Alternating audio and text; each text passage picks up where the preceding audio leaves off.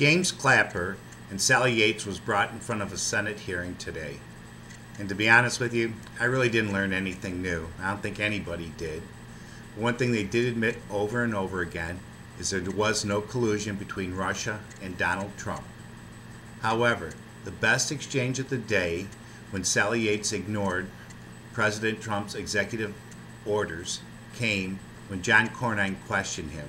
So I've got that exchange for you, and I hope you enjoy it. Thank you, Chairman Graham and Senator Whitehouse, for today's hearing. This is important. The American people have every right to know as much as possible about Russian interference in our elections. But as I think, as the Director has told us before many times, this is not anything new, although perhaps the level and intensity and the sophistication of both Russian overt and covert operations is really unprecedented, and I thank the intelligence community for their assessment. I do regret that while these two witnesses are certainly welcome, and we're glad to have them here, that former National Security Advisor Susan Rice has refused to testify in front of the committee. It seems to me there are a lot of questions that she needs to answer. I would point out, though, that, Mr. Chairman, that both Senator Feinstein and I are fortunate enough to be on the Senate Intelligence Committee, which is also conducting a bipartisan investigation under the leadership of Chairman Burr and Vice Chairman Warner. One of the benefits of that additional investigation is that we have been given access to the raw intelligence collected by the intelligence community, which I think completes what understandably is an incomplete picture when you can only talk in a public setting about part of the evidence. But it is important for the American people to understand what's happening. I think this subcommittee hearing is playing an important role in that. I want to ask Director Clapper, because I think unfortunately some of the discussion about unmasking is casting suspicion on the intelligence community in a way that I think is frankly concerning, particularly when we're looking at reauthorizing Section 702 of the Patriot Act by the end of next year, because as many have said, I can't recall your specific words, but I know Director Comey has called that the crown jewels of the intelligence community, and I am very concerned that some of the information that's been discussed about unmasking, for example, might cause some people to worry about their legitimate privacy concerns. So when it comes to incidental collection on an American person, and that is unmasked at the request of some appropriate authority, can you describe briefly the paper trail and the series and the approval process that is required in order to allow that to happen? That's not a trivial matter, is it? No, the process is that, first of all, the judgment as to whether or not to unmask or reveal the identity is rendered by the original collection agency. So normally that's going to be, in the case 702, going to be NSA. And I know for my part, because as I indicated in my statement, over my 6.5 years as DNI, I occasionally ask for identities to be unmasked to understand the context. What I was concerned about, and those of us in the intelligence community are concerned about, is the behavior of the validated foreign intelligence target. Is that target trying to co-opt, recruit, bribe, penetrate, or what? And it's very difficult to understand that context by the labels U.S. Person 1, U.S. Person 2. And as well, I should point out, doing that on an anecdotal basis, on one SIGINT report at a time, and which you need to look at, is there a pattern here? And so I tried on my part to be very, very judicious about that. It's a very sensitive thing. But I did feel an obligation as DNI that I should attempt to understand the context and who this person was, because that had a huge bearing on how important or critical it was and what threat might be posed by virtue of the behavior of the validated foreign intelligence target. So our focus was on the target, not as much as the U.S. person, only to understand the context. Well, the fact that some appropriate authority might request and receive the unmasking of the name of the U.S. person does not then authorize the release of that information, that classified information, into the public domain. That remains a crime, does it not? Yes. Again, that's why I attempted to clarify in my statement the difference between unmasking.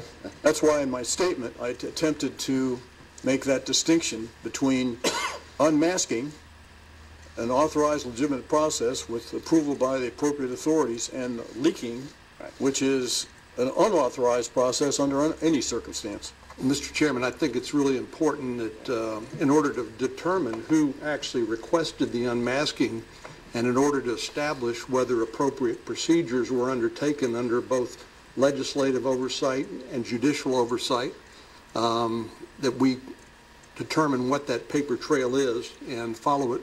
Senator Cornyn, if I may, I have to be very careful here about how I phrase this, but I would just repeat to you the definition of what 702 is used for, which is collection against a non-U.S. person overseas. I don't think you could say that enough, Director Clapper. It's important because people need to understand that. Happy to say it again. We are both getting necessary foreign intelligence to keep the American people safe, but also respecting the privacy rights and the constitutional rights of American citizens. Absolutely.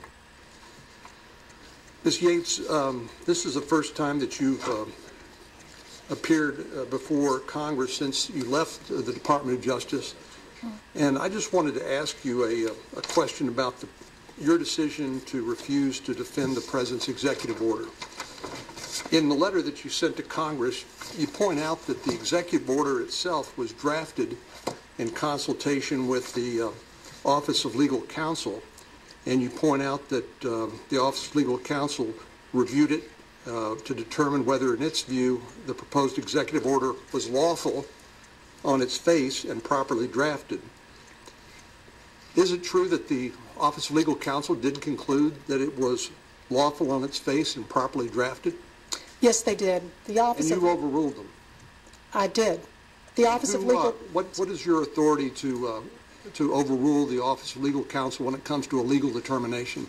The Office of Legal Counsel has a narrow function, and that is to look at the face of an executive order and to determine purely on its face whether there is some set of circumstances under which at least some part of the executive order may be lawful.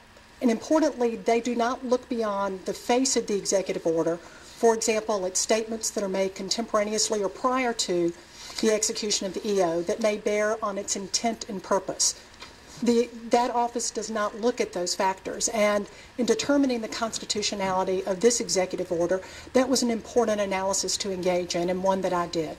Well, Ms. Yates, I thought the Department of Justice had a long-standing tradition of defending a presidential action in court if there are reasonable arguments in its favor, regardless of whether those arguments might prove to be ultimately persuasive, which of course is up to the courts to decide and not you, correct? It is correct that oftentimes, but not always, the civil division of the Department of Justice will defend an action of the President or an action of Congress if there is a reasonable argument to be made. But in this instance, all arguments have to be based on truth, because we're the Department of Justice. We're not just a law firm, we're the Department of Justice. And Can you in this distinguish instance, the truth from lawful?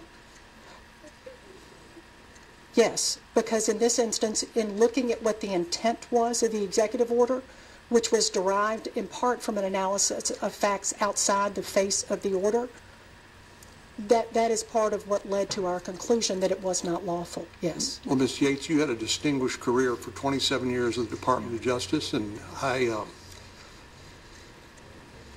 voted for your confirmation because I believe that you had a distinguished career. But I have to tell you that I find it enormously disappointing that you somehow vetoed the decision of the Office of Legal Counsel with regard to the lawfulness of the President's order and decided instead that you would countermand the executive order of the President of the United States because you happen to disagree with it as a policy matter. It wasn't. I just have to say that. I appreciate that, Senator. And let me make one thing clear. It was not purely as a policy matter. And in fact, I remember my confirmation hearing in an exchange that I had with you and others of your colleagues where you specifically asked me in that hearing that if the President asked me to do something that was unlawful or unconstitutional, and one of your colleagues said, or even just that would reflect poorly on the Department of Justice, would I say no? And I looked at this, I made a determination that I believed that it was unlawful. I also thought that it was inconsistent with the principles of the Department of Justice, and I said no, and that's what I promised you I would do, and that's what I did. I don't know how you can say that it was lawful and say that it was within your prerogative to refuse to defend it in a court of law and leave it for the court to decide. Senator, I did not say it was lawful. I said it was unlawful. Senator Durbin's next, but I have one quick, if you don't mind, Senator Durbin, about how 702 works. You said something, General Clapper, I don't quite understand. Is it unlawful to surveil with a FISA warrant a foreign agent in the United States? No, it's not, but that's another provision. I was saying what 702 does. I just want to make sure there is a procedure to do that. There is. Okay, Senator Durbin.